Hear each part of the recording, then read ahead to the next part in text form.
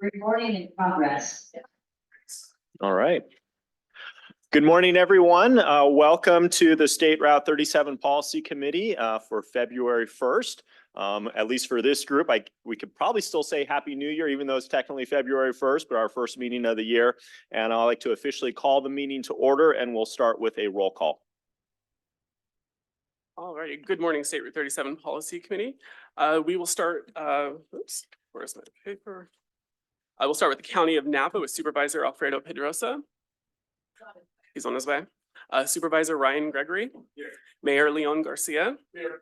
With the County of Marin, Supervisor Eric Lucan. Here. Supervisor Stephanie Moulton Peters. And then Councilmember Brian Colbert. Here. With the County of Solano, Supervisor Erin Hannigan had informed me she will be absent today. Mayor Robert McConnell. Here. And then MTC Commissioner Jim Spearing. For the County of Sonoma, Supervisor David Rabbit. Supervisor Susan Gorin. Here, present. And then Councilmember Victoria Fleming had also let me know that she'd be unavailable today. And then for partners, we have Executive Director Andrew Vermeer from MTC. We have David Ambule here for Dina Eltwanzi for Caltrans. Executive Director Kate Miller for NVTA. Executive Director Ann Richmond for TAM. Executive Director Daryl Halls from STA. Executive Director James Cameron from SCTA, and Eddie Cummings, General Manager for SMART. And then secondly, also, Councilmember Colbert had notified the clerk that he would be attending remotely today pursuant to AB 2449, which allows up to 2 virtual attendances per calendar year for Just Cause. Councilmember Colbert, could you please state the circumstance for today's Just Cause for teleconference participation? Yeah, I have a childcare emergency. Awesome, thank you. Supervisor Gorin had also notified the clerk that she would be attending remotely today pursuant to AB 2449, which allows up to 2 virtual attendances per calendar year for Just Cause. Supervisor Gorin, can you state the circumstances for the Just Cause for today's teleconference participation? Thank you, Drew. Roads are flooded, and so I'm paying attention to weather briefings and flooding issues. Wonderful, thank you. And then just please note that your cameras and microphones must remain on during the duration of the meeting. And with that, and Drew, I'm not able to turn my video on. So if you could enable that, that'd be great. That I can do. My apologies on that. I'm in the same boat, Drew. This is Brian Colbert. Thank you. All right, we'll get that going. And with that, Vice Chair Lucan, we have a quorum. 1, 2, 3, 4, 5, 6, 7, with 7 members present. All right. Well, thank you, everyone. Chair Hannigan, as was mentioned, unable to join, so I'll be filling in as chair for this meeting. We'll move right in to an opportunity for public comment. If you're joining us in person, you'll be able to come forward and provide a public comment. If you're joining via Zoom, you could use the raise hand feature. We'll call on you for public comment. We'll start with a 3-minute time limit. This is for just general items that are not on the agenda. And if you would like to submit a comment, now would be the time. We'll start with anybody in the room would like to provide a public comment. Not seen. Oh, yes, please come on forward. Which mic are we going to have? Any at the table. And right there at the table there. Welcome. If you could share your name as well. Good morning, John Diamont. Been working for 40 years to bring the rail system back in the North Bay, which is absolutely imperative. And what's imperative right now is to save the operability of the rail system north from Smart's limit now to Willits with the connection to the coast. To save that trackage and operability is absolutely crucial. You have from me a memo which was handed out 4 years ago when this committee started. And it looked to a 21st century solution to this corridor. The 20th century solution is the one you're following, which is to more pavement, more improvement, more widening of the motorway, Highway 37, the worst congestion in the 9-county area. We look to rail, clean mobility, the steel wheel on the steel rail, moving so many more people than the motor car can. And the solution to that is not the circuitous, tortuous route up through Shellville from Ignacio to the main line over at Fairfield. The solution really is a new causeway, a single track causeway from Sears Point to the Vallejo area with a tie-in to the UP Amtrak main line. And the reason this is best is because it is the most ecological solution for all species and all habitats. It is also the least expensive solution, and it's the fastest to build. The memo explains all that, and it's been disappointing that the consultants and various staff and so forth have not addressed those three challenges. If that's not true, if it's not the most ecological, the fastest to build, and the cheapest solution to move the volume of people from the 101 corridor to the 80 corridor, then the memo's no good. But that should be tested. That should be thought out and worked out. Certainly, there are certain improvements to Highway 37, all the obvious choke points and everything. But with sea level rise and everything else that's happening, the real solution for mobility between these two corridors, North Bay 101 and the inland 80, is rail. There is no other solution that can do the job, and that memo goes to that. Someone asked me about this sweatshirt I'm wearing, which is from a team who are building the space truck. They're going to identify asteroids which have water. They're going to capture them. They're going to use solar power to extract the water. And with that water, you have fuel. And they're building the space truck to use that fuel between motherships and landers and so forth. That's the 21st century. Here on the ground, we have our problems. This memo tries to address them. Thanks very much. Great, thank you so much. Any other public comment here in the room? Not seeing any, we'll look online. Okay. Online, we'll start with Marcus Navarra. Marcus, I've permitted you to speak. You may start when you unmute yourself. Thank you very much. My name is Marcus Navarra, as you heard. I'm a resident of the North Bay, and I wholeheartedly agree with the previous commenter. I believe that rail is the clear and obvious solution to our mobility needs between the 101 and 80 corridors. If we are really thinking about what our priorities are, I think that climate and environmental impact should be number one. And study after study has shown that adding more lanes means adding more cars, adding more VMT, vehicle miles traveled. And with more vehicle miles traveled comes more carbon emissions, more particulate emissions, more negative social and environmental impacts. And so it seems like blindingly obvious to me that we should not be widening any more highways. Rail does not suffer from any of these problems. You know, rail can be fully electrified at scale. It is an incredibly efficient way to transport people. It can be faster than driving, and it is certainly going to be cheaper to create a one-track causeway, as the previous commenter mentioned, than it will be to create a four-lane causeway for automobiles. So I think that we should seriously be thinking about scrapping any improvements to the roadway whatsoever and focusing all of our resources and attention and funding on this rail connection, because it's a solution not just to our mobility problems but to our climate problems, and it's a much better solution than widening the highway.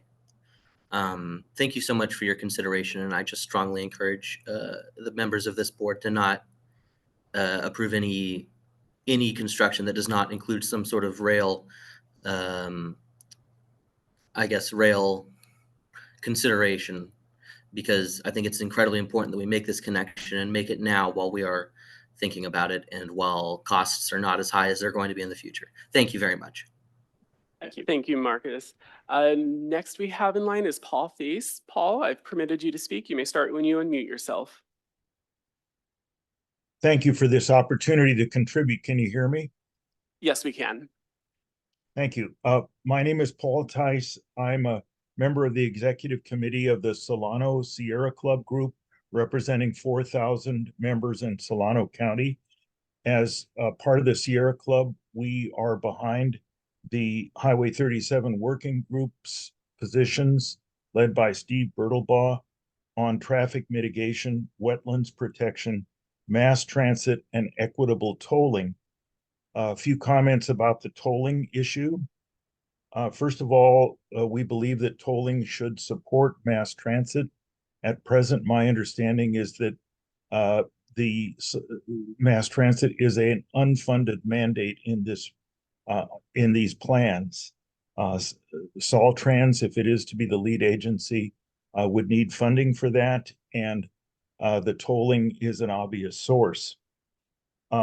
We also believe that the tolling should be across the entire project length between Vallejo and Novato. It's unconscionable that the wealthier residents of Marin and Sonoma counties, who have kept affordable housing out of their communities for decades, should enjoy their upgrades for free, while the lower income workers from Solano and Napa counties, mostly people of color who are forced to drive long distances to work, for them, should have to pay extra for the privilege. We appreciate the support of our Solano County representatives, McConnell and Hannigan, in this area. In addition, we believe that any tolling should include low-income discounts and also discounts for special categories of workers who are not able to use mass transit. For example, construction workers, landscape workers who are not able to bring their tools onto a bus or a trolley, and also workers in the service industries like home health care and house cleaning. They're not going to be able to use mass transit because their places of work are distributed across the counties of the West Bay. Lastly, I want to ask for a greater public awareness of these meetings. The Solano Sierra Club group has submitted several public comments, but was not informed by the organizers of this meeting. There could be a link on the MTC website over to the new Caltrans website. Thank you for considering my views. Well, thank you, Paul. Next in line, we have Tim Frank. Tim, I've permitted you to speak. You may start when you unmute yourself. Yes, can you hear me now? Yes, we can. Terrific. Thank you very much. My name is Tim Frank, and I'm representing the Napa Solano working families. And I'd like to build on some of the comments that Paul Teese just made. So Napa Working Families actually is excited to support the expeditious exploration of how we can get to the long-term vision where we have a 4-lane causeway across this whole gap. Second, we want to make sure that there is equitable tolling across that, which means that you not just segment it and then put a toll just on the eastern segment, but we think that there should be tolls collected from the westernmost segments too.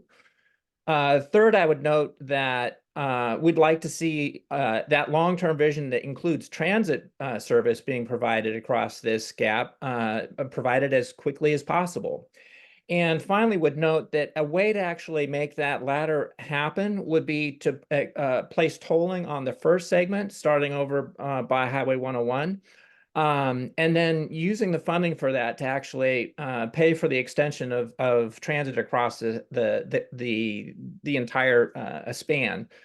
We know that funding is needed and that you have to have something that you have an appropriate nexus study for that for the segment where the tolling is provided, and we think that transit would fit that description, and that providing transit across this entire segment would improve throughput and provide opportunities for people that need transit.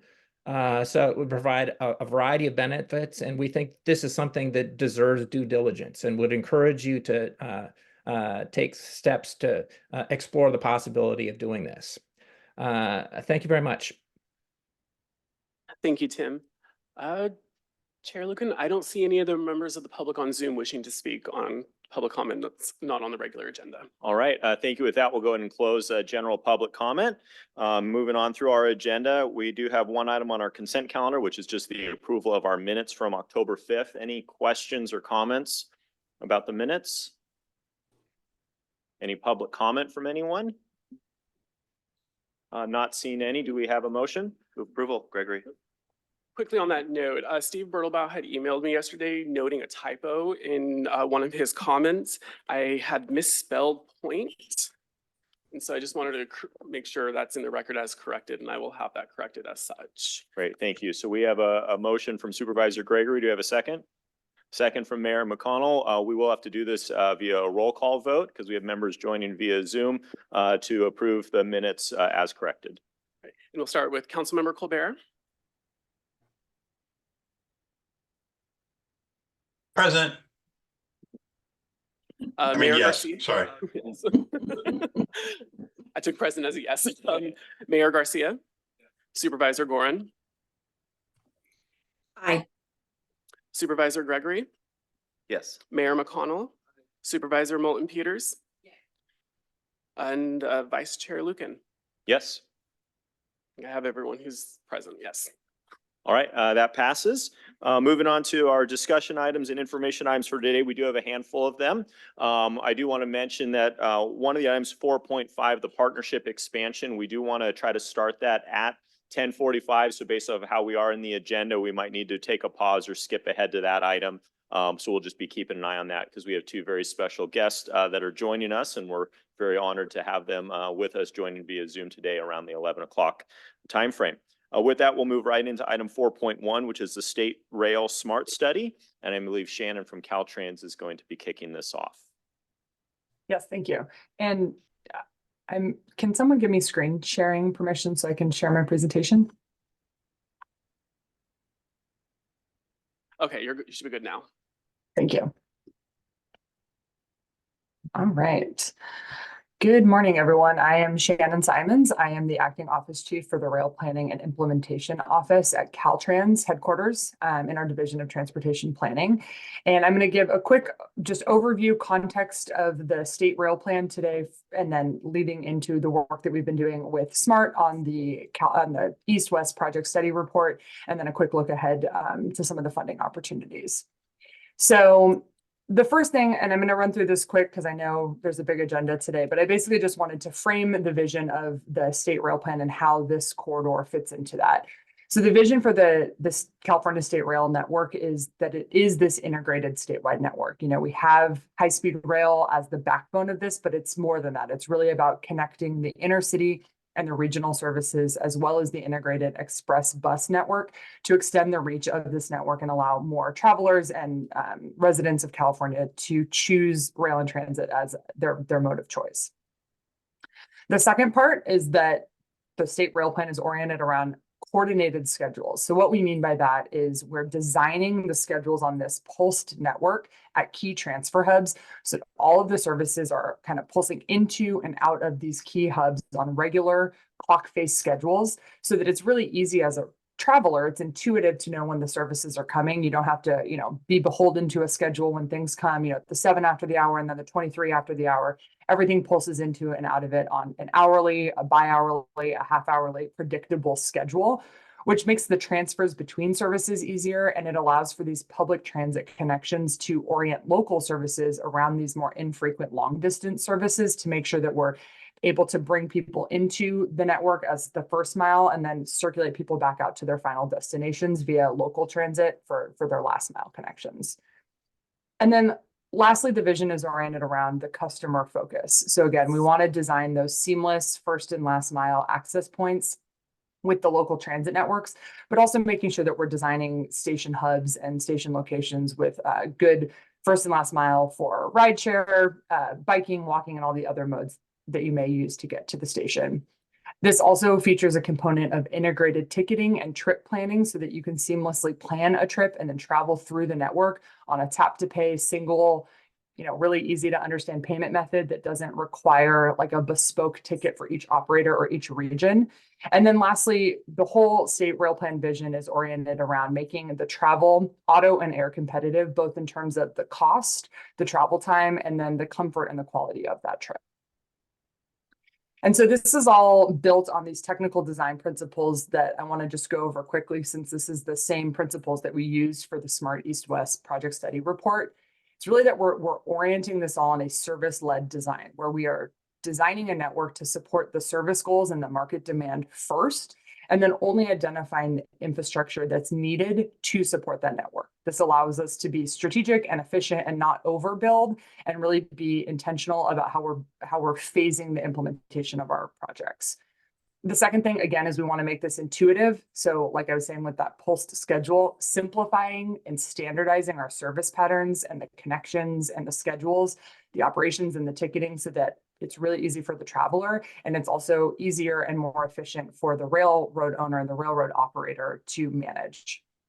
We want to support direct connections. So this does not mean necessarily a one-seat ride through the entire state network, but minimizing the physical and the temporal distance between transfers so that passengers can make those seamlessly, across a platform over to a bus bay, like in this picture you see right here on the right.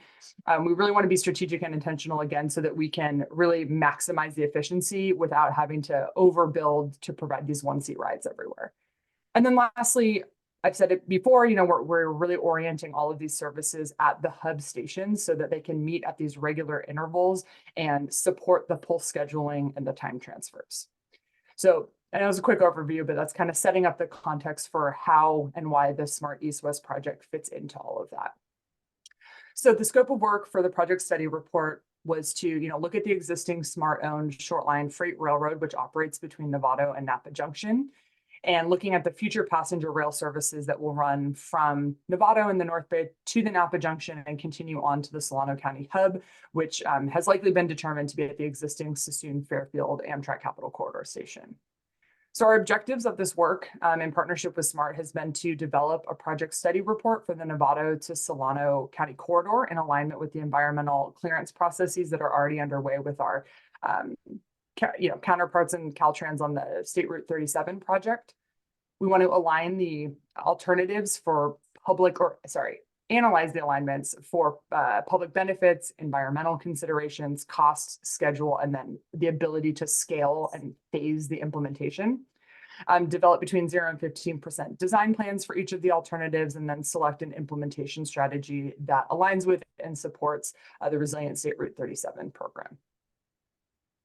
So this is a summary of the work that we did prior and at the beginning of this study. We basically first identified the 3 possible alignments that we wanted to look at, which are, and I'll get into this with some better maps in a second, but the existing alignment utilizing the cutoff below Shelville, and then roughly aligned with the existing State Route 37 alignment.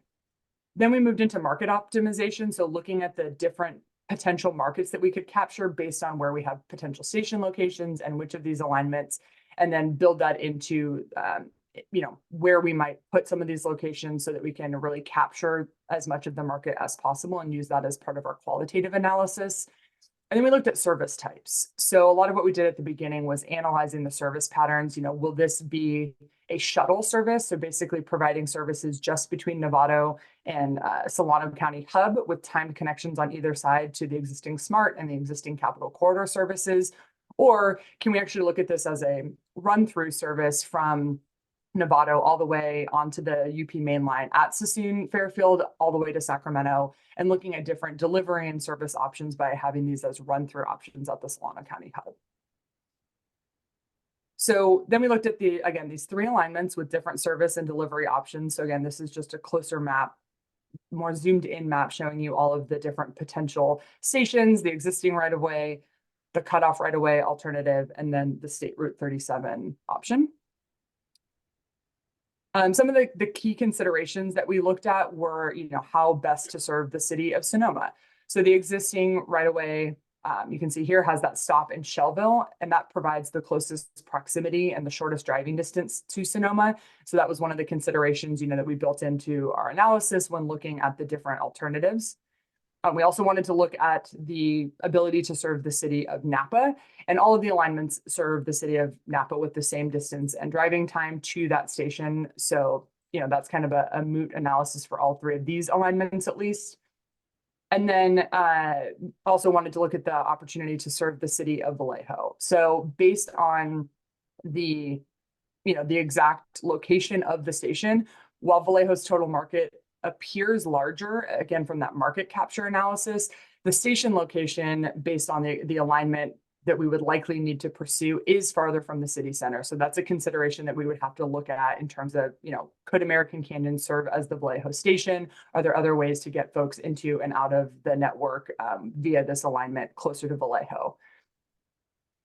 And so then this is just a summary of all of the options. So again, for each of these 3 alignments, then we also looked at the through service, the shuttle service, and then on the State Route 37 alignment, we also looked at a double track and a single track option along the eastern portion of the causeway. Because of some operational considerations and costs, we wanted to look at both of those options, one that facilitated better service patterns, but one that facilitates probably an ease of operations and lower cost. So regardless of all of these routings, we're running the rough order magnitude cost analysis on all of this. So we don't have any of those numbers yet, but that will be part of the draft project study report that will be out very soon. We also looked at some of the high level environmental considerations in terms of what level of sea level rise are we accounting for in terms of how high we probably need to build any future structures and any sort of other resiliency components of these projects. So all of that you will see in the draft project study report, which is coming up here. So we're expecting to have that in the next couple of weeks. So the draft will be available in mid-March, aiming to finalize, or sorry, mid-February, and then aiming to finalize that in March. In terms of the overall project schedule, it is included in the draft state rail plan, which is also hopefully going to be finalized in March, and then also included in the FRA corridor identification and development program, which I want to just touch on very quickly, because this is, I think, a really exciting funding opportunity that we will be pursuing for any future work in this corridor. So this is the FRA corridor identification and development program, which is the planning part of the federal state partnership program, which is part of ADJA and has been infused with billions of dollars to modernize and expand the world-class intercity passenger rail system across the United States. And the corridor ID portion has been strategically parsed out of that with the goal of expanding, the access and the reach and the equitable and safe rail network across the country, and really to streamline the efficiencies during that planning and environmental process. So the corridor identification program, these are all of the corridors that were accepted into the program nationwide. And in California, the Caltrans-led intercity corridors are listed here on the left. And the Smart East-West corridor is included as part of the Capital Corridor. So this has been accepted in, and we are now in partnership with the Federal Railroad Administration to continue advancing service development and planning on this corridor and others, in addition to the 4 additional corridors that we'll be coordinating with mostly in the Central Valley and Southern California for with Amtrak and high-speed rail, for example. And then lastly, I just wanted to put this, the FRA project lifestyle stages and the corresponding FRA funding programs up on the screen, because I think this is how, we're going to be thinking about continuing to coordinate with the local partners as well as with the FRA through construction and operation. So the planning and project development stages are included in that corridor identification program. So that's where we are right now. Step 1 is what we are working to get into contract with the FRA right now, which is a scoping effort to scope step 2, which is the actual big service development plans for each of these corridors, which is where the bulk of this work will happen. And the goal at the end of the service development plans is to have a priority list of capital projects that we will then move into the NEPA and preliminary engineering phase with. And then once they're cleared, it's even streamlined on that priority pipeline project list with the FRA, which they haven't exactly identified how they're going to be doing the prioritization yet, but the idea is that that is the list that they're going to be pulling from to fund projects through the federal state partnership, which is, again, a really significant source of funding that Caltrans is excited, to be able to leverage some of our state and local funding to really maximize all of that. And so, federal state partnership, there you go. And then operations, there's other opportunities like the restoration and enhancement program. And so that is where we are right now, finalizing the PSR and getting excited to get into this planning work with the corridor ID. And I appreciate all your time. Great. Thank you so much, Shannon. Really glad you're able to join us, give us this update. I'll turn to my colleagues on the policy committee if there's any questions. Yes, Mayor McConnell. Phone is working or not. Okay, Sharon, thank you for that presentation. I was interested in the slide that spoke of the consideration serving the city of Vallejo by serving through American Canyon.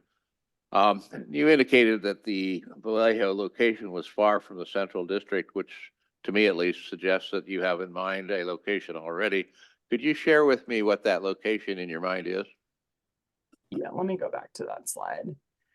So it's less that we have a specific location, but you can see here this kind of large circle on the southern end of that corridor right here. Based on kind of the geometry and the existing tracks and where we would need to get back onto the network, it's likely that we would have to stay kind of on the northwest side of Vallejo versus being able to get all the way into kind of downtown core Vallejo. So no, I don't think we have at this level of detail. That's something that would definitely need further refinement as we get into corridor ID and other planning refinement stages of this work. But at least right now we've been looking at this in terms of kind of this northwestern portion of the city. Well, we do have a spur that splits as it enters the city of Vallejo, with one spur going down to the Carquinez Straits and the waterway, and the other going on to Mare Island, very close to the downtown. Could you give me your thinking as to why the spur leading out to Mare Island could not be adapted to a more downtown central location, particularly given the reality that both the ferry system docks there and it's also a bus transfer station? Yeah, no, I mean, I think those are great points. And I will note that we are also partnering with the Capital Corridor to study different potential locations for a new Carquinez crossing to address the issues we have on the existing Carquinez rail bridge. So some of those considerations we are looking at as part of that study as well. I think that the answer here is that when we looked at the market capture and the market analysis, the kind of Solano County and Sacramento markets are really what we're trying to connect back into. And by utilizing the spurs that head more into downtown towards Mare Island, we end up in kind of that would be the terminus and no longer be able to connect back into the system without pretty significant operational detriment in terms of needing to back trains in and out, maybe having, tail tracks there, layover facilities, and it would end up being a pretty significant infrastructure project in downtown to either be able to turn those trains, lay those trains over or something like that, stub in them versus being able to get back onto that corridor that heads kind of northeast back up through American Canyon over to the UP main line at Sassoon and Fairfield. That doesn't mean that potentially if there was a Carquinez crossing in Vallejo that in the future, there could also be a southern spur that did make those connections. But at least in our analysis, we are trying to capture or tie back into the markets that serve Solano and Sacramento counties. Well, I can appreciate that. Of course, there are 125,000 people in the city of Vallejo. We are the largest city in Solano County. We're the 9th largest city in the Bay Area. When we bring in the 10,000 people surrounding us in the unincorporated area, that puts up to 135,000. We bring in another 20,000 from Benicia. That's 155,000 market that you're basically excluding. We also are spending substantial resources in developing the Napa Vallejo Bay Trail for bikes. The envision is that many people will be coming in on the ferries, taking their bikes and desiring to hop onto the SMART train rather than getting onto a shuttle service that may or may not accommodate a bicycle. So I would urge your agency to confer with the city of Vallejo, and maybe we can re-examine how you're thinking about this, because I believe you're missing a golden opportunity. So thank you very much. Great. Thank you, Mayor McConnell. Any other questions? Mayor Garcia. Yes, I do appreciate Mayor McConnell's comments on that, being the next door neighbor to Vallejo. And there's quite a bit of traffic back and forth between our two cities. Could you address the solving the first mile, last mile part of a rail commuter? If I get off the train in one station, how do I get to my job? What's the capacity of local transit systems, or any creative ideas you have around how to resolve that issue? Thank you. Yeah, I think that's a great question. I think that is a little bit beyond the scope of what we're specifically looking at here, but obviously something, like I said, in the context of the state rail plan that we're very concerned with. I think one of the things is by being able to standardize and regularize kind of the longer distance, more infrequent services, It makes it really a reliable connection, and then it gives us a lot of opportunity to directly do outreach with our local and regional transit agencies to think about coordinating those schedules. Maybe it's a comprehensive operational analysis, or tweaking some of the schedules that are directly serving the stations and some of the key market or key job centers and things like that. I know SMART's been doing a pilot or launching their microtransit. I think microtransit is another really important way that we can look at, again, if we know that the schedules are going to be predictable and reliable, it's a lot easier to orient some of those transit first and last mile connections. And so from that perspective, we definitely want to do the outreach and support the local transit operators, but our role in that, I think, is making sure that we can actually deliver a rail network that is predictable and reliable, so that if your bus shows up on time, you're not going to miss that connection to the train or vice versa. Thank you. I believe we also have Supervisor Gorin. Good morning. Thank you so much for the presentation and all your work on this. I remain the #1 cheerleader for SMART coming through Sonoma Valley, Napa Valley, and onto the Capitol Corridor. I love riding the train. So I'm hoping I'm still alive to actually ride the train, and I frequently go up to Tahoe, Truckee, Sacramento. So count me among the huge supporters for this effort, and I thank you for your work. Obviously, Shelville is flooded today and 121 is closed. I'm working to alleviate the flooding, but I know that you are aware of that, and so we'll work together, or the future supervisor will work with you on how we can alleviate the flooding and the closed road and impacts to the freight line and train lines through there. So I'm excited. Let's choo-choo. Let's move it on. Yeah, absolutely. Thank you. I don't think there's any other questions from my colleagues here. Oh, Daryl. Thanks, Welcome. Commissioner. Yeah, thank you. I just wanted to chime in. Shannon's really been doing a lot of outreach. I wanted to publicly thank her. She's been coordinating with our county, because we've got both a rail feasibility study in Vallejo that the mayor's referencing. And also we're part of the Capitol Corridor system. So we've got Sassoon, Fairfield, Solano Rail Hub. And so I want to thank Shannon for coordinating with us. We are putting plans in place in our county. And in terms of first last mile, huge advocate. We have a first last mile program already. And our most frequent usage is going to the ferry. So I think when rail service extends to American Canyon, et cetera, first last mile is definitely a good option. So I think I'd encourage the other counties to put those programs in place now. So I want to thank Shannon publicly. Thank you. Thank you, Daryl. I think with that, we'll move over to public comment. And any individuals here in person that would like to provide public comment on this? Not seeing any, we'll go to those that are joining via Zoom. Alrighty, so I see 3 members of the public who wish to speak on this item. And we will start with Marcus Navarra. Marcus, I've permitted you to speak. You may start when you unmute yourself.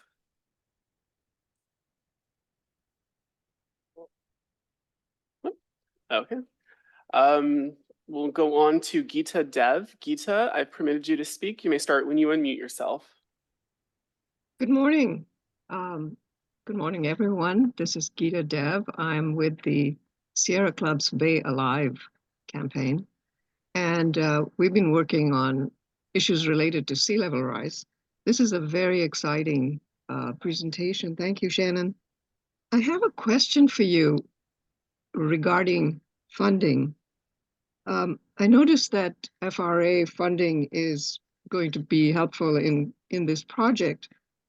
In last year, Governor Newsom signed SB 272, which requires transportation, including transportation projects, I believe, where they deal with sea level rise to meet BCDC's guidelines using the Bay Adapt program. And one of those guidelines, one of the very few guidelines, is put nature first.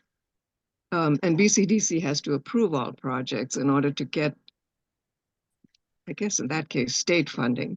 This is federal funding. My question to Shannon is, Does the funding include looking at the design of putting nature first, using natural infrastructure, nature-based solutions as part of this design, or does the federal funding, is it restricted to just evaluation of the rail itself?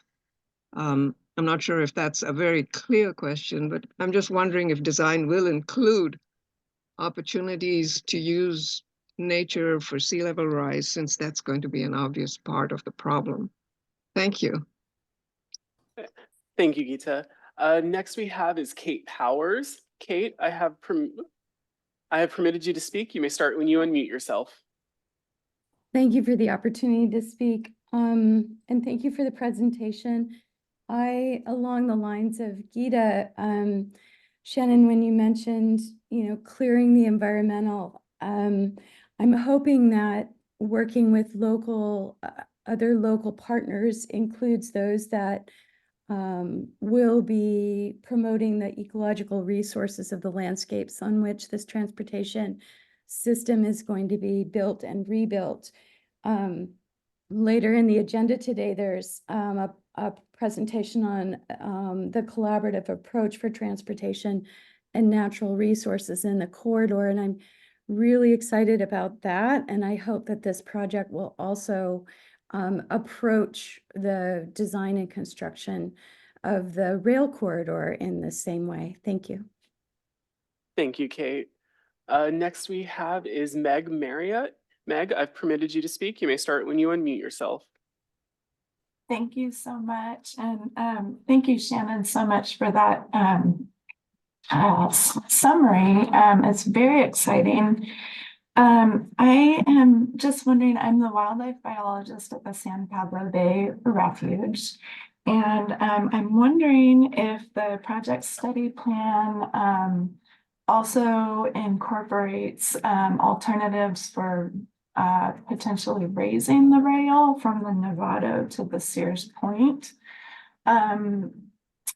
areas, and if it incorporates alternatives for, as we've heard previous speakers mention, incorporating opportunities for environmental corridors and considerations.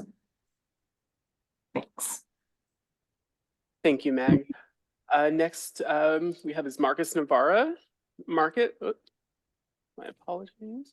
Marcus, I permitted you to speak. You may start when you unmute yourself.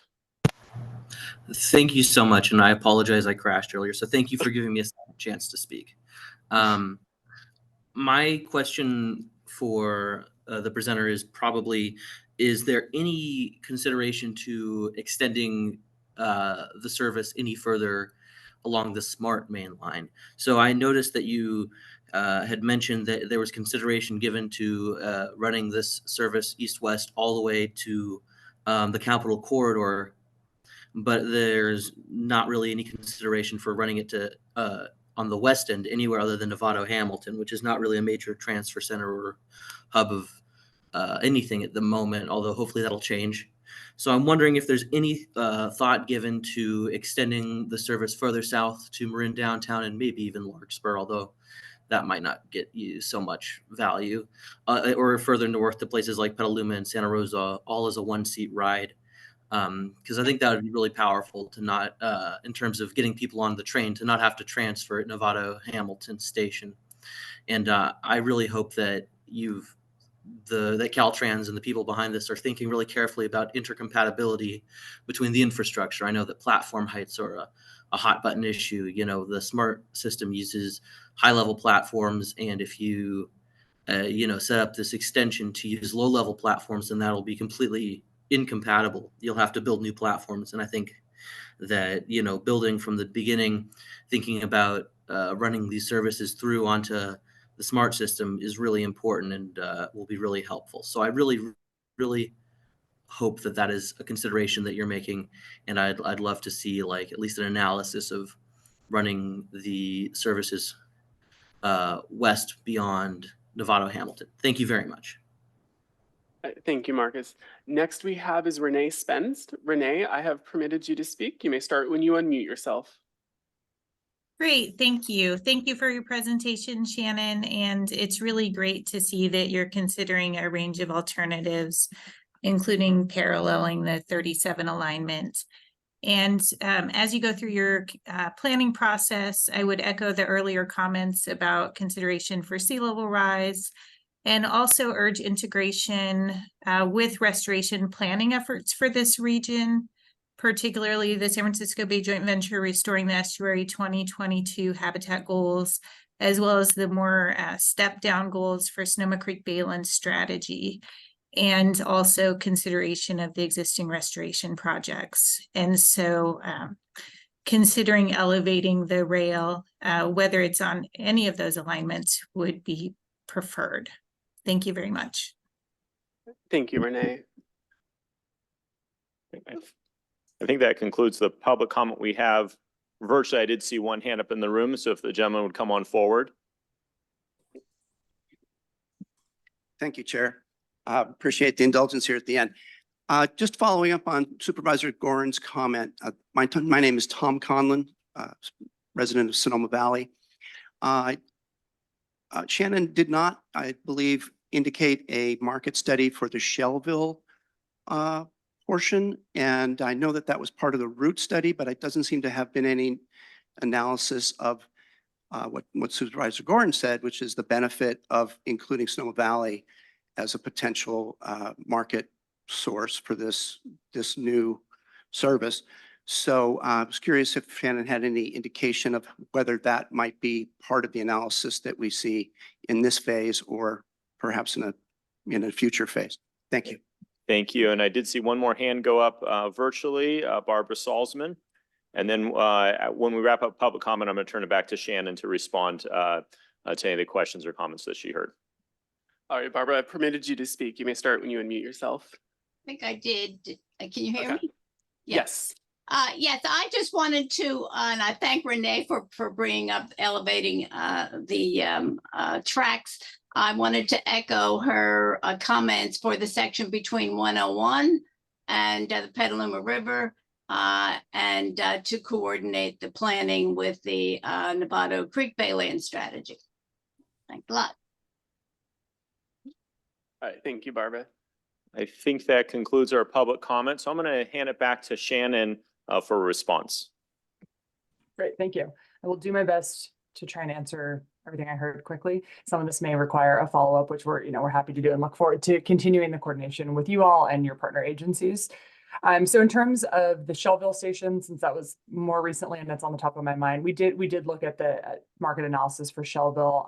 Apologies if I ran through that too quickly, but the location at the Shelbyville station is the best suited to really capture most of the Sonoma City market. So that is definitely one of the considerations when looking at future more qualitative analysis beyond kind of this infrastructure and environmental review. We are definitely looking at raising part or all of the railroad. I think this is one of the points that we're going to have to continue to refine in future environmental planning. Stages is exactly how much of that. And so the BCDC rules that someone mentioned, I am not super familiar with that, but that is, but I appreciate that call out.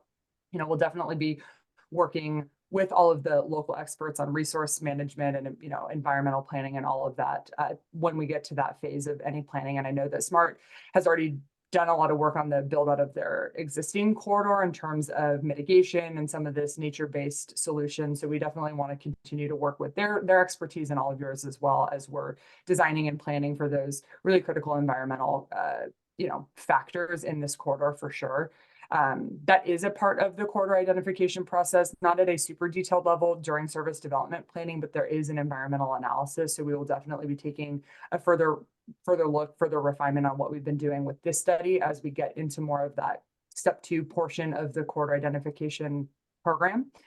In terms, let's see, of interlining the services on the western side, I mean, you are right that there is a platform train interface problem. No matter what basically happens, it's either going to be on the SMART side or on the Solano County hub side if we're assuming relatively the same equipment that the Capital Corridor and SMART run right now, even if they are, upgraded to zero emission multiple units or zero emission locomotive halt services, they will probably still be at the same high and then low platform levels. So we have looked at interlining. I think we heard and have taken into account the concerns from SMART themselves that it actually operationally is better to make a timed connection at Novato rather than trying to add more trains onto an already very constrained corridor that we are already working to get back onto that 30-minute predictable pulse, which is really important to making the whole network work. So I hear the concerns and we'll definitely take that, but at least at this point it makes more sense to really be strategic about making those good timed connections, cross-ish platform, because they won't be the same, interface as you mentioned on the platform and train heights, but then really focusing on making those times so that they are still seamless and easy and accessible for anyone and any type of mobility, and then focusing on the potential for through running services all the way to Sacramento, if that's the option that we choose. So I'm missing some of the other points, but I think I'll end with saying we appreciate the input and definitely will continue to do more of this kind of corridor specific outreach as we're a little further along in the process. Great. Thank you so much, Shannon. And I'll just do one last check-in with my colleagues here. If there's any other comments or things you heard you want to make sure we got answered. Not seeing any. Shannon, thank you so much for joining us today and for the update. Really exciting news ahead here. So with that, we'll move on to item 4.2, communications, and I'll invite up Bart with Caltrans. Welcome, Bart.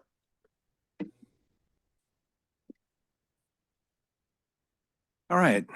Good morning, everyone. Bart Ney, Public Affairs for Caltrans in the Bay, and our State Route 37 communications lead. So I've got a brief communications update. As you know, we've got an integrated effort of all our agencies to do public outreach and engagement. We meet regularly, and there's really three key things that are going on as we start into 2024, sort of launching with a boom. So the route itself has remained a popular tourist attraction, although anyone can actually tour this route now virtually from the comfort of their own home by going to the Caltrans State Route 37 webpage or resilient37.org. You can actually take a 6 to 15-minute trip and see all of the issues and opportunities that are going on State Route 37. But some folks still want to go out and actually experience it. So we accommodated a tour for Assemblymember Wilson early this year on Thursday, January 18th, to go out into the field like we've done in the past and take a look at some of the key areas that we're working with on State Route 37. So the streamlined tour had her staff going to Cullinan Ranch Road and to the Tulare Creek Bridge, and then back to our Mare Island facility, at our Caltrans Mare Island facility, where the Solano Transportation Authority then took them to look at some of the projects on Fairgrounds Drive. So that's the only tour that we have in the book so far for this year. And again, we offer that virtual tour so people can get out there and see what the route looks like now, and we'll continue to be updating that. So that's tours. We do have information on the closure of State Route 37. So last year we had planned on closing State Route 37 for a period of days to do maintenance work. We did some advocacy work with the city of Vallejo, and the timing for those closures in December bumped into a really key event that was happening in the city, the Makers Fair. So we postponed the closures and pushed them into the spring. And so now we've done some advocacy work. Shout out to Hector Chinchilla, our PIO, that actually has been working with the different cities and around the area. And we've identified 5 key weekends that we're going to be looking at doing that work. So we're going to be doing a communications outreach program very soon to get everybody on board with what the closures are going to be. The dates that we have are the weekends of April 12th, April 19th, April 26th, May 2nd, and May 10th. Now that May 10th one is a contingency. Hopefully we'll have good weather and we'll be able to work through it and not need to use that weekend. And of course, if our contractor does well and we get ahead, we'll be communicating that we won't be using the other weekends as well. These closures are not full closures. They're going to be in the westbound and eastbound directions. The first 2 weekends are going to be westbound. The following ones will be eastbound to do the critical maintenance work on State Route 37. And of course, people don't understand the difference between maintenance work and the resilient work that we're talking about today. So we're going to make sure that we get out to everyone with enough information on the reasoning behind what the work is going to be, which is mostly just paving, and also the dates and times of when this is going to be occurring. We'll also be doing some additional ancillary work in the city of Vallejo, because we got the opportunity with the route closed to do some cleanup stuff that's been on Caltrans maintenance books and the city wants done. So we'll be looking at completing that as well. So stay tuned. There'll be more information on that as we launch our communications outreach. And then finally, spoiler alert, but no spoilers. We are going to be issuing a press release following this meeting. If you've looked at the agenda, you know there's some important things that are going to be talked about shortly. And so the agencies participated in drafting a release to get the information out there. And after this meeting, we'll be sending that out to the media. And that's our communications update. Great. Thank you, Bart. Any questions for Bart? Seen any? Any of our members joining virtually here? We'll go right into public comment then. Also, any public comment in the room? Any online? I'm not seeing any public comment on this item, Chair. All right. Bart, thank you for the presentation. I'm going to just, before we move on to the next item, do a quick time check with our staff here. At this point, should we move on to item 4.3? Yep. All right. So we'll go on to item 4.3, the near-term Sears Point to Mare Island improvement with Kevin Chen from MTC. Welcome, Kevin. Hi, good morning, everyone. My name is Kevin Chen with the Metropolitan Transportation Commission, Design and Project Delivery. I'm here to provide you with an update to the Sears Point to Mare Island Improvement Project. If we can have the slide up, please. So this is a near-term improvement project between Sears Point and Mare Island. It's intended to address a few key issues on this corridor. First is equity. As we know, this corridor serves a lot of folks living on the East Bay side with more affordable homes in communities like Vallejo and other parts of the East Bay, over to jobs in Marin and Sonoma counties. The amount of congestions that folks are stuck in traffic on a daily basis is just not equitable for those that have to travel on this corridor. It's very significant. So with this project, it's intended to help address, provide congestion relief for those that use the corridor. Now, folks have mentioned a few times earlier today about conventional widening projects that would increase VMT, and I do want to address it here that this project, contrary to regular widening project, we would actually reduce vehicle miles of travel on this corridor. What we're providing with this project is a carpool lane, not a general purpose lane. So it's not going to increase general purpose traffic. In addition, it is a carpool lane that would really encourage people to ride share, so carpool, as well as with this project, we are going to be implementing a new bus transit on this corridor, which does not exist today. And on top of it, tolling will be implemented as part of the project. Tolling is an incentive for folks to choose other modes of travel, such as carpooling or taking transit. Now, a combination of those, tolling, the carpool lane, and the new bus transit service, the combined effect of those is really going to help reduce VMT on this corridor. So I just wanted to kind of address some of the comments that were raised earlier about conventional widening. So first and foremost is that this project would address equity. Second, this project would provide near-term resilience to this corridor. We do have a very extensive long-term sea level rise adaptation project on this corridor, but that's going to cost multiple billions of dollars, and it's likely going to take a couple of decades to deliver. And what's needed on this corridor is some near-term resilience improvements that can keep the highway functional for the next couple of decades while we work towards the long-term solution.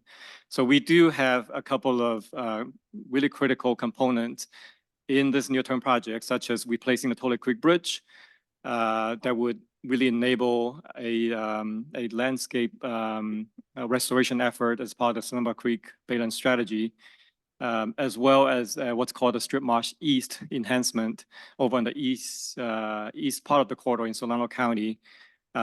This is more like a nature-based solution that would help provide a nature-based solution to provide to reduce the flooding risk on the current highway. So those are really time-sensitive resilience components that we like to implement as part of the project that would buy us more time towards the long-term improvement work. Last but not least is funding.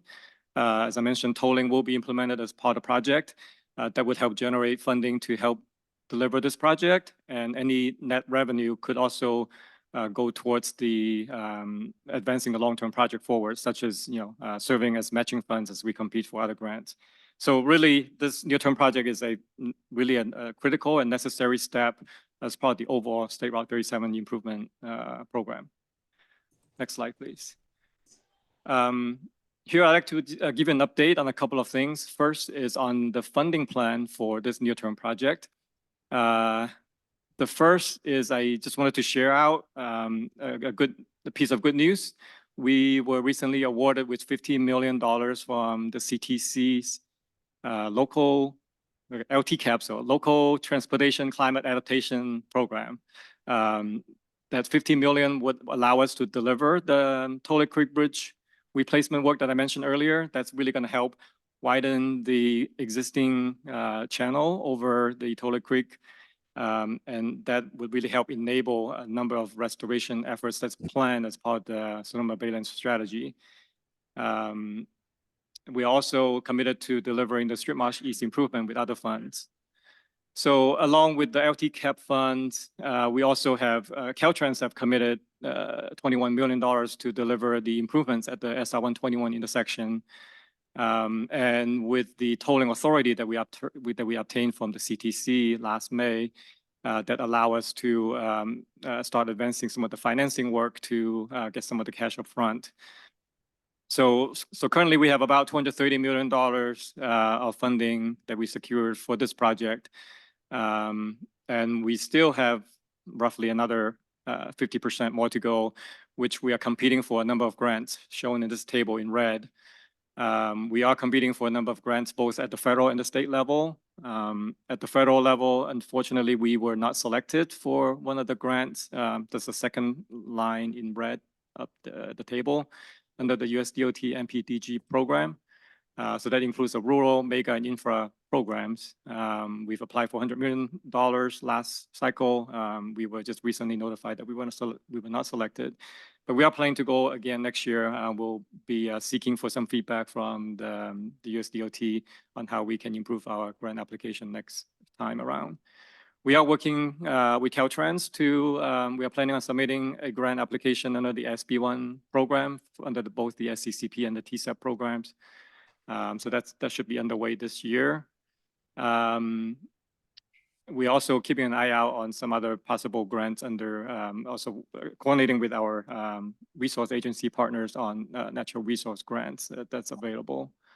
So this is just wanted to give you a highlight of where we are with committed funds as well as other uncommitted funds that we are competing after. Next, please. And in terms of project updates, we are making progress in several fronts. One, we are advancing along with the overall design work or the PSNE phase of the work for the project. And part of it is to advance the Toilet Creek Bridge improvement work. As you might remember, when we cleared the environmental document for the Sears Point to Mare Island Improvement Project, the Toilet Creek Bridge replacement was not part of the environmental document. And we've started that work after the EIR. So our plan is that we will clear that environmentally through an addendum to the EIR. A significant amount of work is underway on hydrodynamic modeling, the preliminary bridge design as well. And right now we are targeting for June of this year to complete that environmental clearance. That it's actually a very time critical item for us to be eligible for the LTCAP grant that we are receiving from the CTC. The second piece is the Strip Marsh East. Like I said, that environmental clearance work is also advancing along the way. That is happening a little bit later after the Toilet Creek Bridge replacement because the Strip Marsh East is really kind of outside of the highway work. So we have to do some new field work as well as other environmental studies. So that would actually require a supplemental EIR that requires public circulation. So it would take longer. So right now we're looking at fall or winter of this year to complete that part. We are also working with Caltrans to advance potentially employing the CMGC, which is construction manager, general contractor, as an innovative delivery strategy for this project.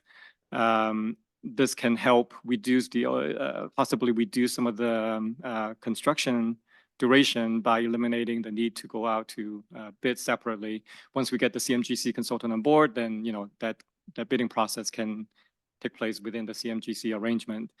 And right now we are looking at potentially delivering the Tulare Creek Bridge and the SR 121 intersection as the first package, being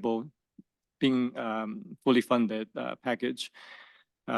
So we are working with the Caltrans headquarters in terms of finalizing that arrangement so that we can start that advertising process. The second update is on the tolling program. We are collecting a lot of data to better understand the current corridor users. So that includes origin destination, their income levels, and other socioeconomic data.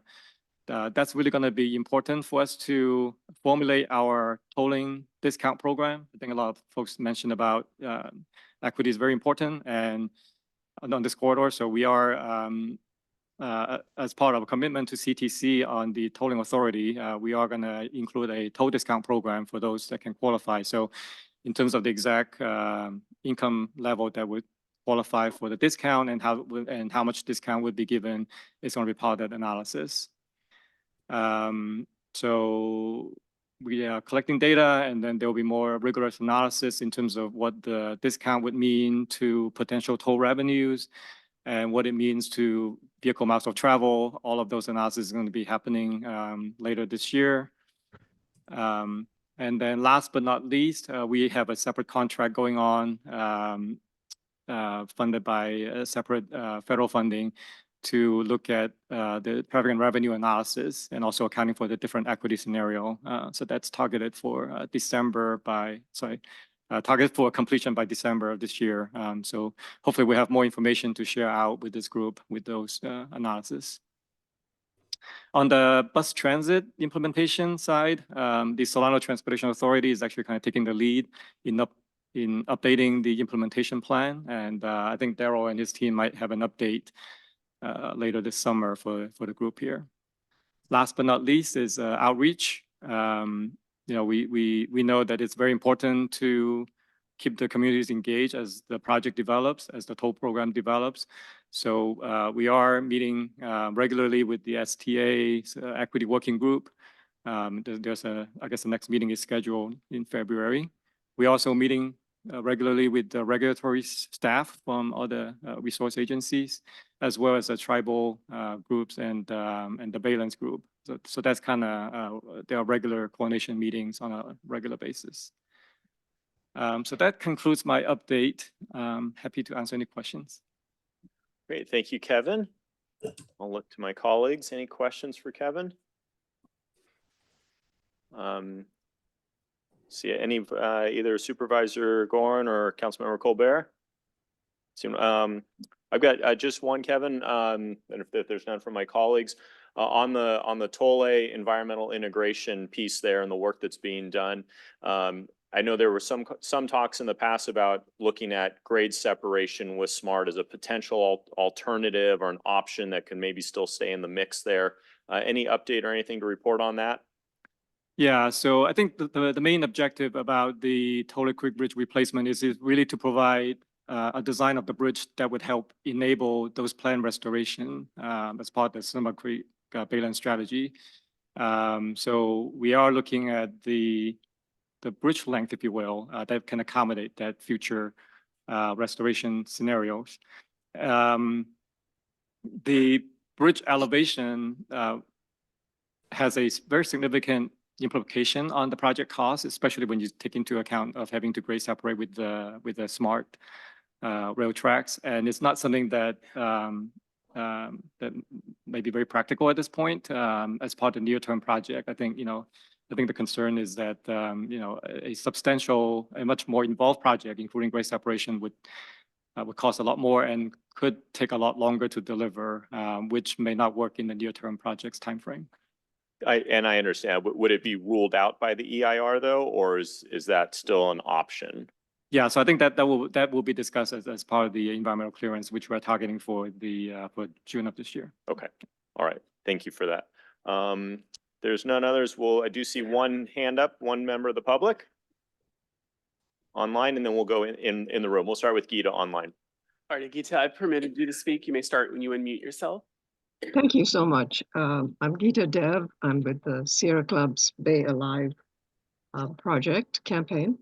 I have a couple of questions, or actually observations. Thank you, Kevin, for this very detailed presentation.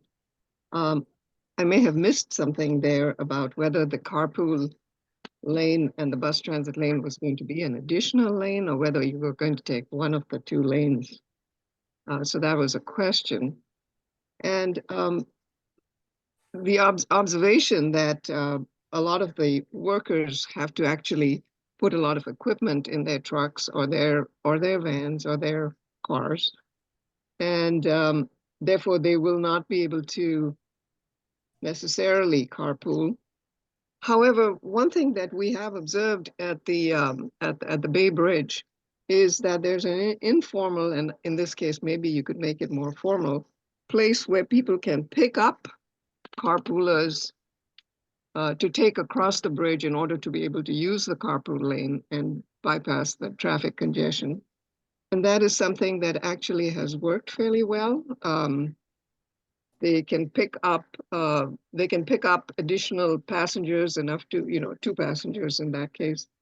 And then they drop them off at the bus station on the San Francisco side. And I'm not sure how well it works vice versa coming home. That's something I'd hope that you would consider as a way of putting more people into the carpool lane. And the second observation is just on the Tole Creek Bridge. I mean, we have always taken the position that if you're going to build a new bridge, the money is best spent putting it in the final elevation. Thank you very much.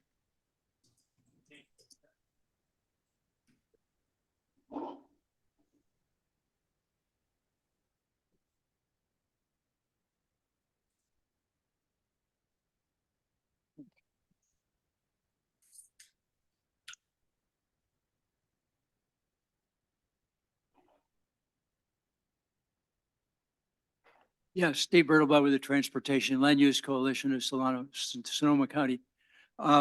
It's pretty amazing that by adding a lane for traffic, we can reduce VMT. That, of course, is based upon the fact that you get a lot of more people to use transit with bus service. If that really works, we're going to be making all kinds of headlines in the transportation world.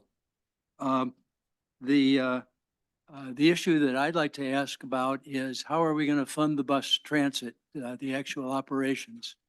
The Golden Gate Bridge District puts about half of its toll revenue into running its transit operations. Are we going to do the same thing here? Thank you.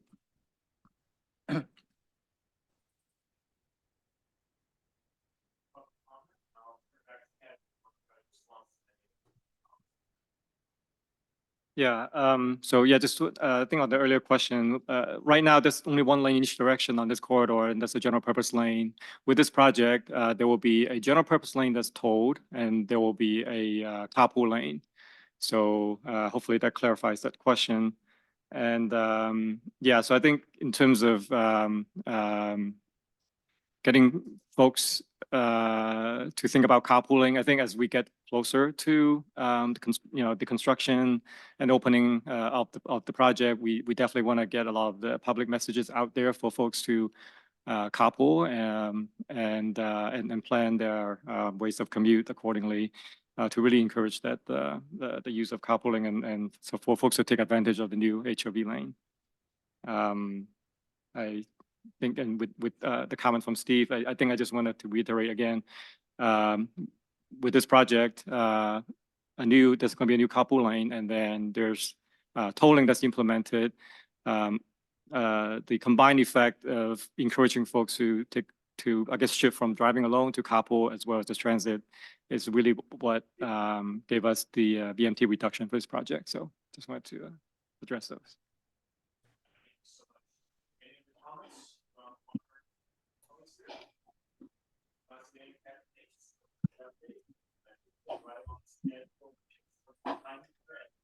At this point, we're going to skip ahead to item 4.5, which is our partnership expansion.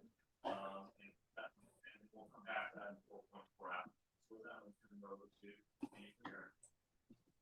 Andrew. Thank you, Chair Lucan and members of the committee. Andrew Vermeer, Executive Director at the Metropolitan Transportation Commission. Today, I'm representing the entire Executive Steering Committee, bringing this item forward. And the real star of the show, though, is coming as part of our guests. So I wanted to sort of set the conversation up. Drew, you got something to put on the screen, I think? You know, we continue to really pay attention to building relationships in this corridor. We know to be successful, to get to the long-term improvements, we have to have strong relationships that really tie together the ecological restoration commitments, the commitment to equity and getting people into and through the corridor efficiently, as well as public access. And of course, the transportation improvements are all combined. As you recall, we've continued to sort of expand our relationship, first of all, with the transportation partners.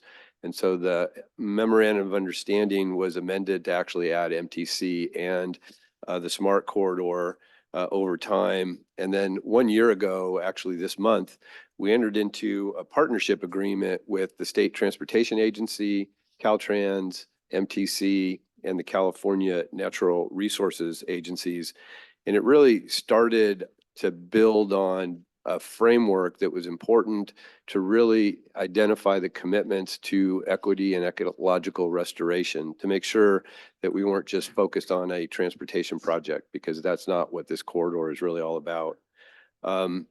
Since that time, we've worked very closely with the Transportation Agency and the Natural Resources Agency to put some real structure to that agreement. And this proposed organizational change is really designed to address that. And so what this triangle here represents is sort of how we were set up prior to this proposed change. And it identifies the work that you all do at the top, at the policy committee level, the executive steering committee, which is represented by the folks to my left and right, and a couple on Zoom. And then, of course, all the folks that are actually delivering on what was initially focused on just the highway improvements, but also taking a real recognition of the need to improve the Tole Creek Marsh and also the Strip Marsh improvements, as well as the Novato Creek area. So if you can fast forward maybe to the bigger chart.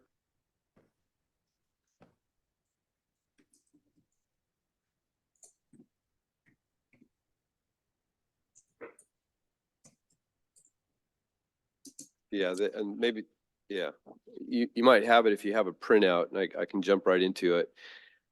What we're really trying to show here, again, is this commitment to really the 4 E's, which start with environment, efficiency, economy, and equity. And what we wanted to do was to build on the triangle and really emphasize the relationship of these other projects and programs. So at the bottom of the large chart, what we're talking about there is acknowledging in the project and program teams that we do have the Baylands restorations as very important elements of the program. And while we aren't necessarily leaders in this area with the transportation improvements, we are certainly partnered and champions of making sure that our improvements are effective in opening up opportunities for those developments. And I think the discussion at Tole Creek is a perfect example of that. Moving on up in the chart, the project leadership team, which did include California Division of Fish and Wildlife, as well as the Water Board, really needs to expand its interagency coordination. So what you see on the right in the middle is a recognition that we have a couple of tribes that are very instrumental in our success. We also have a whole bunch of other agencies that really have ownership in our permits, our responsibilities. And in order to be successful and to build improvements that work well with the environmental improvements, they need to be at the table regularly. I assure you they already have been, but this is sort of just an official commitment to that.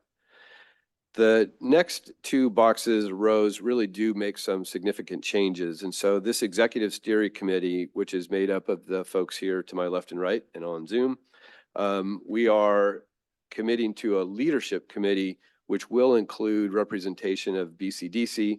We will have an equity advisor that will be at the table with us at all times. There'll be a member from this executive steering committee team, and then officially have some folks that matter to us. The California Transportation Commission has accepted our invitation to join this group. We have a spot for the California Natural Resources Agencies and the Water Quality Control Board, as well as Fish and Wildlife. We see that as a real great opportunity to make sure that we tell one story as we move forward. That's been one of our big challenges, is to make sure that people are understanding that we are speaking from one voice. And then finally, we are recommending a few additions to your policy committee, which we think are improvements. And that is some ex officio opportunities for both state and congressional offices to participate on a regular basis, as well as the tribal chairs. There's been some interest in taking us up on that challenge, and we think that is a help. Again, I think the only way that we are going to be successful in meeting the goals of this entire program is to really engage a broader set of partnerships and really show that we are committed to all of the things that are important to get us to the long-term improvements as quickly as possible, but recognizing that the interim improvements are also very critical for the people in the Bay Area. So with that, I'd like to introduce our first guest, which is Sarah Aminzadeh from the California Natural Resources Agencies. She's the Deputy Secretary for External Affairs and has been extremely important in helping us forge this relationship with the state of California representatives at the secretary level. So Sarah, welcome. Yes, thank you, Andy, and good afternoon, policy committee members. I'm Sarah Aminzadeh, and I'm here on behalf of the California Natural Resources Agency. I just wanted to say a moment of thanks to this group. Our efforts to expand and integrate the leadership structure, to bring more voices to the table, to bring more cohesion to state vision on this project are really inspired in large part by the efforts of this group over time and by those folks on the Zoom who have been stewarding this project for years. So I just wanted to extend my personal thanks for that work, and we are looking forward to working more closely with you. I think our goal is that the leadership committee meetings will be planned in conjunction with the meetings of this group so that there can be increased integration. So we're really looking forward to that. And then without further ado, I will just introduce our Secretary of Natural Resources, Wade Crowfoot. Hey, Sarah and company, can you hear me okay? Yes, we can hear you, and we're trying to promote you to be a panelist so we can see you as well. Okay, thanks so much. I'm on the road like so many of us on a daily or weekly basis, but I really appreciate the opportunity to join here virtually and just, first of all, share my appreciation for all of the leadership of local, state, and federal leaders, as well as so many partners over the years to really bring these improvements on Highway 37 to fruition.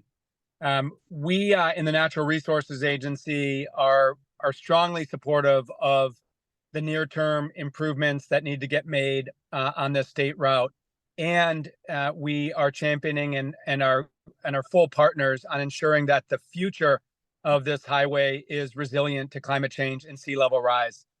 I think everybody knows that we were part of a partnership agreement that came together last February that really made sure that we are all aligned on, again, those shared commitments of delivering near-term traffic improvements for 37 for all of the men and women that use that road and suffer from the congestion, and a shared recognition that we want this to be transportation infrastructure that continues to thrive and deliver what it needs to do given climate change and sea level rise. So that agreement, I think, was really important to ensure that our agency, the Natural Resources Agency, the Department of Fish and Wildlife within our agency, the Bay Conservation and Development Commission, all of our sort of environmentally oriented entities are fully aligned with the transportation entities that are working to deliver these improvements, including MTC and Caltrans and the Transportation Agency of the state. So this partnership, this structure is really meant to manifest that agreement, to ensure that we as the resource agencies are leaning in to help deliver the near-term improvements, to ensure that we're optimizing federal funding and state funding to build sustainable infrastructure moving forward, and to make sure that we're supporting the policy committee and the other forums that have existed for quite a long time to help deliver these projects in a way that local communities benefit from and understand. So we see this partnership as really complementary, as a way to put an accelerator on the work that's already happening, as well as hopefully making a strong case to new sources of funding that are really focused on supporting climate resilient infrastructure. So thankful to so many leaders, including Congressman Huffman, for being really strong on the need to build these improvements and in a way that's sustainable. My colleague, Secretary Omashakin, who leads our transportation agency, has been such an amazing partner in this, and who is really reminding us quite often that this work is also advancing equity for the people that have to use that highway day in and day out to get to their jobs and get back home to their families. So I'm really optimistic of this partnership. I'm excited for this structure to take shape, and I think it's going to accelerate the work that all of us want to get done as quickly as we can, and ensure that the project, that the infrastructure is sustainable for people and nature for decades to come. So thanks for that opportunity, Sarah, to set up or at least provide my perspective, and just know that I'll be an active participant in this partnership. This is a major personal priority of mine on the governor's behalf, and I'm looking forward to and expecting that this partnership succeeds. Thanks so much.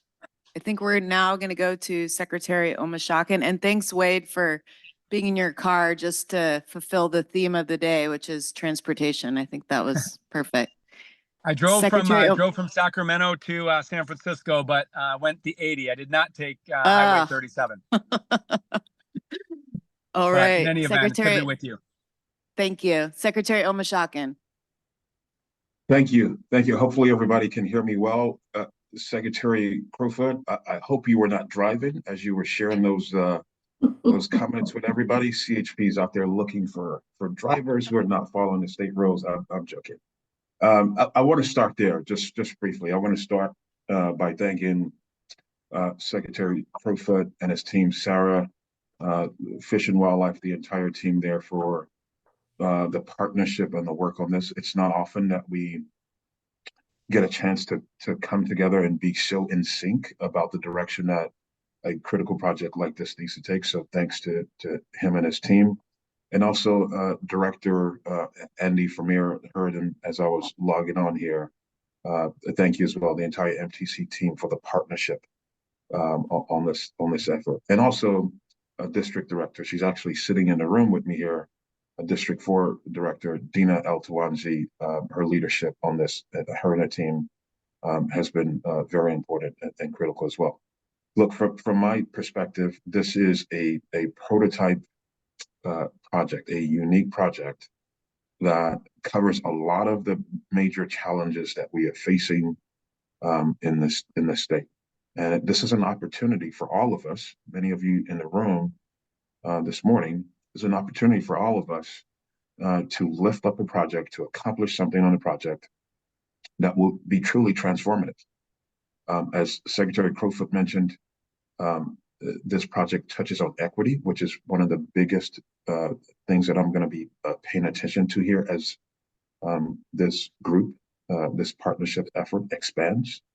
How we keep in mind the folks that are going into Marin County, into Solano County every day, who are and commuting back, how is this project going to impact them? How's it going to make their lives better, their commutes better? So I'm paying a significant amount of attention to that and asking our teams to as well. But also, not just our commute by driving. One of the things this project is going to do is it's going to expand access for transit.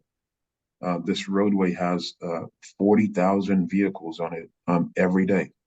And in those peak times, it's often in congestion. People are sitting there. So, the future, the project that we're going to work on now and the future ultimate project, the transit access it's going to bring, it's not going to just help address the climate challenges that we have, but very much the equity accessibility challenges, hopefully as well. So I'm looking forward to that.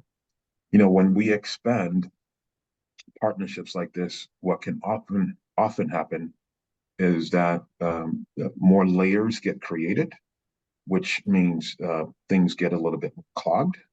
The process doesn't become as clear.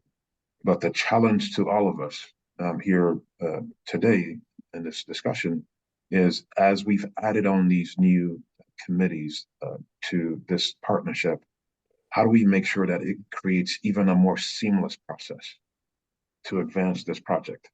That is so important to this. Not more hurdles, but to make this more seamless as we look to advance these efforts. So again, I'm excited to see our work continue. I'll close with a little bit of what I started off with, and the fact that very often, sometimes we don't see eye to eye in our efforts when it comes to people who are working on helping the natural habitat, and the people in transportation who are just looking to possibly move a project forward. This is, again, that great opportunity for us. The sensitive nature of the environment around Highway 37, I think all of us here are very well aware of what that natural habitat looks like and the challenges and the impacts there.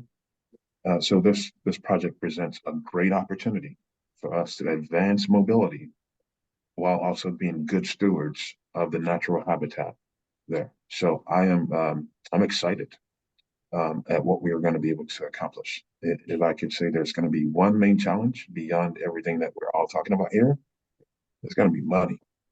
We're not talking about that yet, but this is going to be a multi-billion-dollar effort, the ultimate project at least. And I know we've got many elected officials, local, state, and federal, that are engaged. They're going to be critical to helping us get the funds that we need to be able to deliver this project.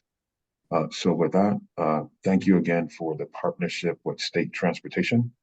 I'm grateful for all of you there, your work in this effort, and I look forward to seeing what we will be able to accomplish together to improve mobility on this very important corridor in the Bay Area. Very good morning. Thank you, Secretary. With that, I think we will let our secretaries go and close that piece, and I'll turn it back over to you, Andy, or perhaps to Supervisor Lukin. Great. Well, first off, I just want to thank Secretary Crowfoot and Secretary Almashakin for joining us, Deputy Director Amanzadeh for being part of this partnership. Your comments to both figuratively and literally lift up this project, which is something we all know that we need. Expanding this partnership is really key, and having these individuals here a part of it and taking their time to show the importance, I think is a win for this corridor in the long run. So thank you so much for this update. Andrew, is there anything else you want to add before I open up to questions or comments about the expanded partnership? No, I'm happy to take questions. All right. I also want to, before I turn it over, recognize our congressional representatives, their offices, our state legislative offices, our tribal chairs that are also going to be part of this expanded partnership with this policy group. I know many of them are here represented in the room and online as well. So thank you for joining us. With that, I'm going to turn it over to my colleagues. Any questions about this moving forward? Or general comments? Supervisor Moulton Peters.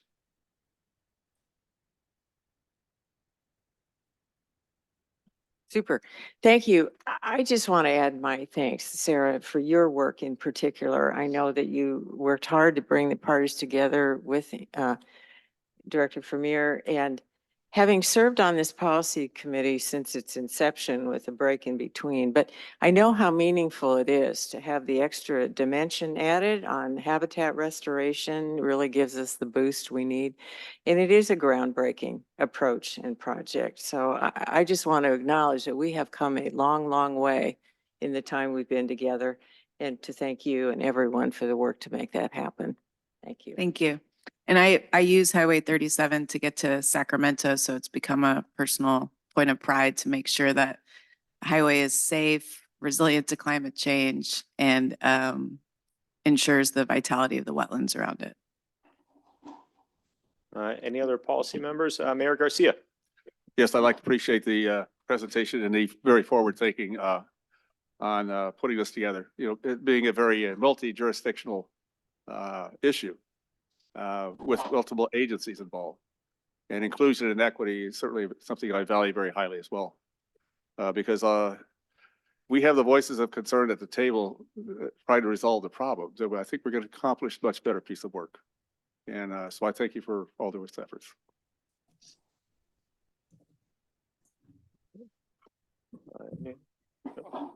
I'll just make a quick comment. Supervisor Petroza. You know, we often hear repetitive presentations, but you know, I will say this: it's so critical that we continue to understand what's going on. Sometimes, you know, when we're at MTC, we're talking about projects that were in the works 10 years ago, 15 years ago, and we try to be critical with the lens of today. And sometimes it's just not fair. And I think for this project, we just have to be mindful of why we're doing it. That sometimes the cost benefit analysis always doesn't rise to the top, but it's a critical project for so many different elements. So I think this storytelling, this constant narrative of why we're doing this is going to serve this region well, and say Route 37 well. So I just want to commend us. I know there's a lot of meetings that we all go to. There's a lot of presentations we hear, but this is a project that needs it. So again, I just want to appreciate staff for their dedication and the discipline to keep marching forward. So thank you. Thank you. With that, I do see one hand up in the public, but we'll start in the room. Is there any public comment on this partnership expansion here? Not seeing any. We'll go to the one hand online, or a couple hands online. All right, we'll start with David Lewis. David, I have permitted you to speak. You may start when you unmute yourself. Thanks very much. This is David Lewis, Executive Director at Save the Bay. I don't know if the secretaries are still on the line, but I appreciate their efforts trying to improve coordination among the agencies on this project. And I would say that beyond some of the initial design choices, especially on the eastern part of the route that we're disappointed about, we still believe this could be even more of a signature resilience project by accelerating the so-called ultimate solution east of Sears Point, lifting more of that road on a causeway that can withstand more sea level rise for a longer period of time into the future, and accelerate habitat restoration by reconnecting more of the historic Baylands to the tides. On the specific item that Andy presented, and appreciate the effort to build out what the partnership is going to try to do and how, and the collaboration details. But I'm very disappointed actually to have heard secondhand last week that MTC and Caltrans are considering a push for legislation, state legislation, to give the interim project east of Sears Point a waiver from some very important environmental permitting requirements, and to try to avoid those requirements that require no take of fully protected species, which in that area include the Ridgway's rail and the saltmarsh harvest mouse. And I reached out to Andy as soon as I heard about this. I haven't heard back, although Andy did send me a text saying he wanted to talk. This exemption proposal is pretty shocking on substance, but it also seems to violate the spirit and the content of the interagency agreement that the resources agencies signed onto last year. And kind of a pillar of that interagency collaboration is respecting the permitting process and the environmental protections that it provides. And I'm also worried that you're undermining previous efforts to build trust and collaboration with with stakeholders like us. To have this legislative exemption idea leak out or sneak out, when the presentation we just heard puts such an emphasis on building relationships and trust so the project can be successful. I know the governor had an infrastructure streamlining initiative last year enacted through SB 147, but that only relaxed species protection requirements for transportation projects that don't increase car or truck travel capacity, not road widening that adds lanes, like what's proposed here. So my question for the secretaries or Sarah, whoever's on the line, is this legislative waiver something that the two secretaries and the directors of the Department of Fish and Wildlife and other signatories to that interagency agreement discussed and agreed to pursue? And if so, could you explain why? And if it hasn't been considered and approved by the interagency partners, then why didn't that happen? Thanks very much.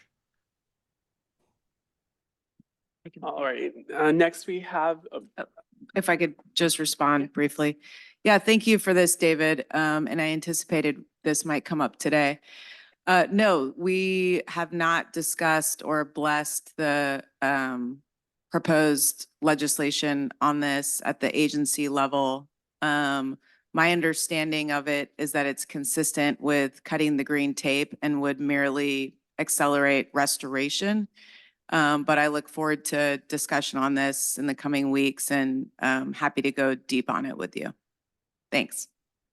I believe we have a couple more public comments online. All right, next we'll go to Chance Cutrano. Chance, I have permitted you to speak. You may start when you unmute yourself. Thank you very much. This is Chance Cutrano. I'm council member, Town of Fairfax. I'm super grateful that y'all have provided such critical information to us all today. I'm really excited to see the secretaries here, to see Sarah here. This is honestly it's like the Avengers. It's like a superstar cast of change makers across the state that are, it's great to see the alignment on focusing on both the equity and the environmental concerns here on State Route 37 and making it as resilient as possible. My hope is, and my thinking is that with such an incredible group of people working together towards a shared vision, that we will be able to raise the money together, go fight for that money together for that ultimate project, so we can do that quicker, so we can measure twice and cut once on this corridor. The other thing I wanted to share is I really appreciate the desire to have all these stakeholders at the table and to have a unified voice. But to the prior speakers' comments, I hope with CNRA at the table and CDFW at the table that that won't result in squinting to make such exemptions for special species or listed species possible.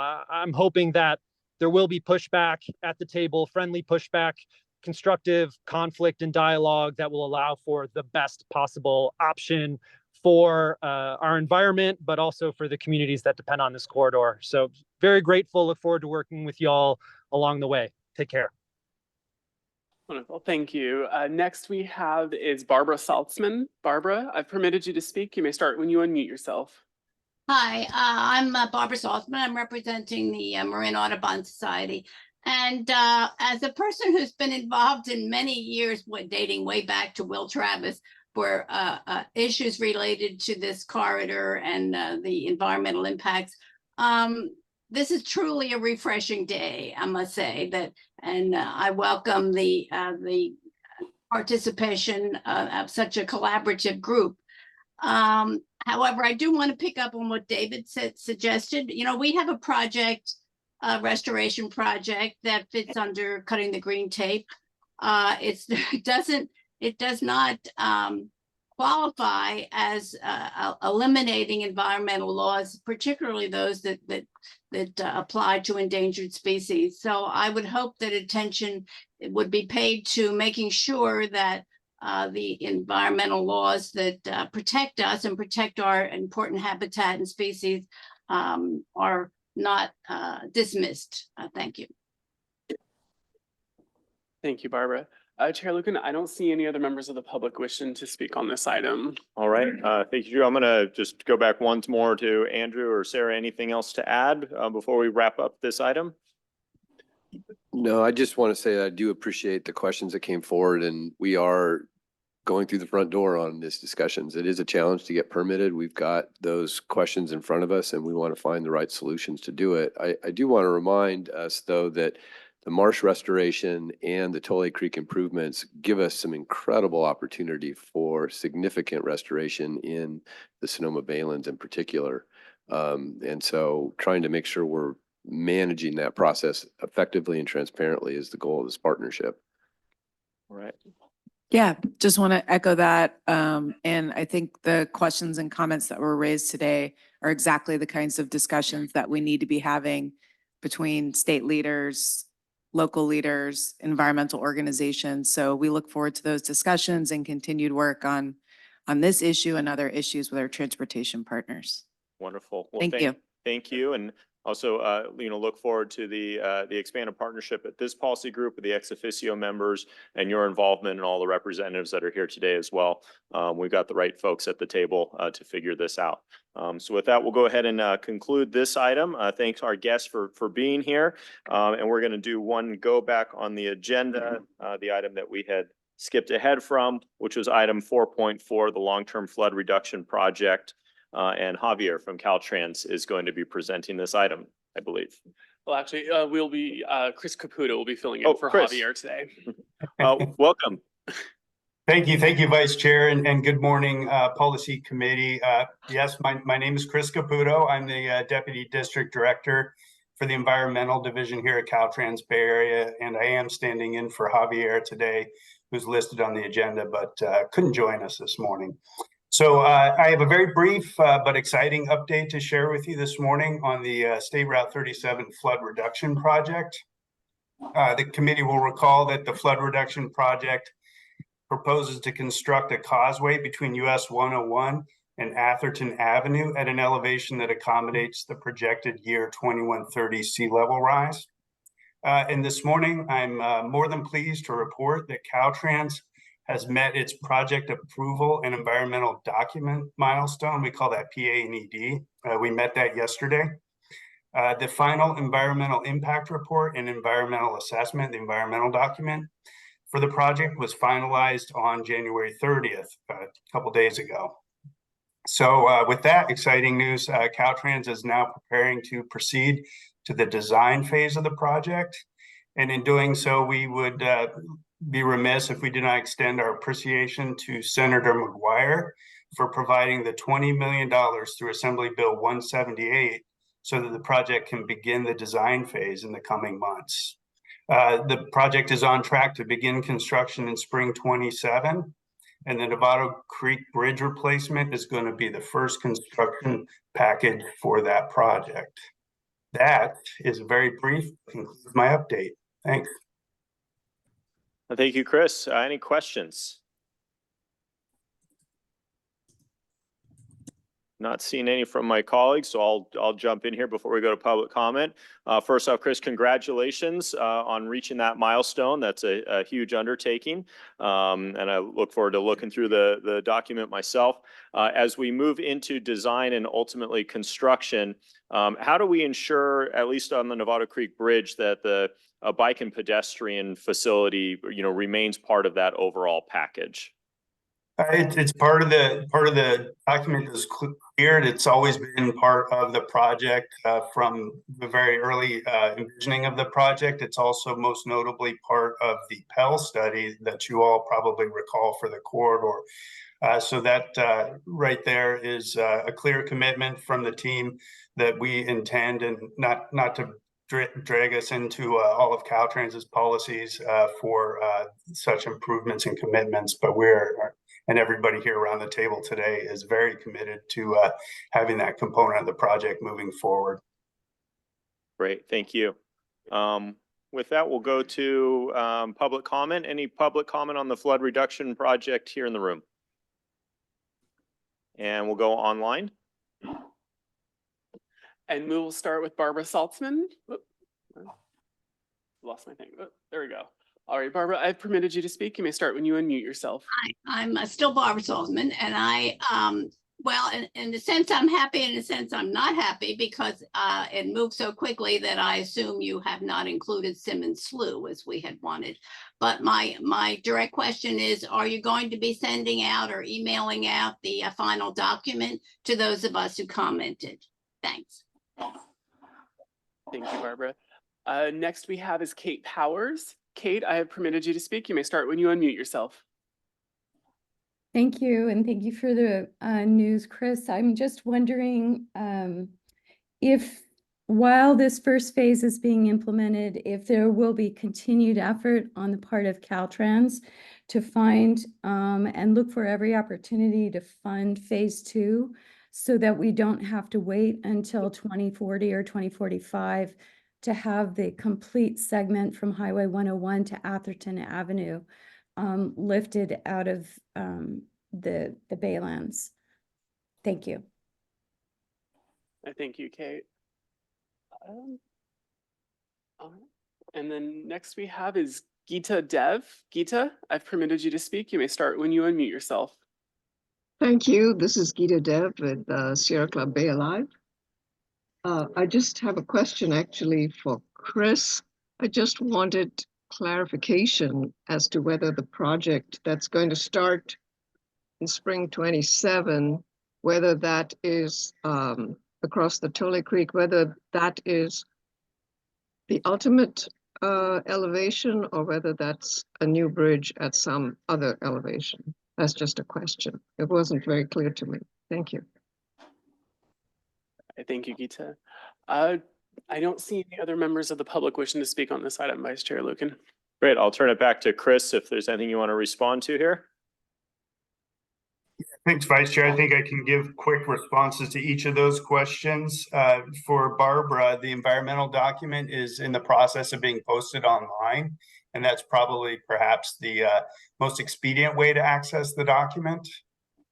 And then for Kate, yes, funding is the goal. The faster and more quickly and expediently we can secure funding for phase 2 will allow us to deliver the entirety of the project as quickly as we can.